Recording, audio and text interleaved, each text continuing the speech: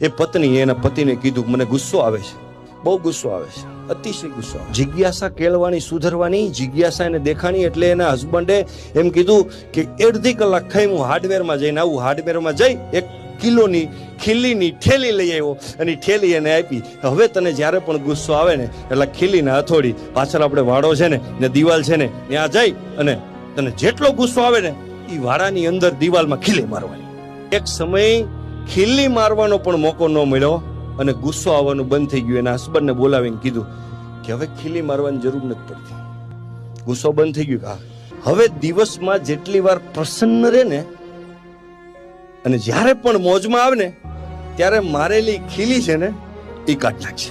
આખી દિવાલમાં બધી ખીલી કાઢી નાખી. એના હસબન્ડને કીધું એટલી પ્રફુલ્લિત રહું છું, એટલી મજા આવે. પછી એનો હસબન્ડ એના ખંભે હાથ મૂકીને વાડામાં લઈ ગયો અને બતાવ્યું ખીલી તે મારી.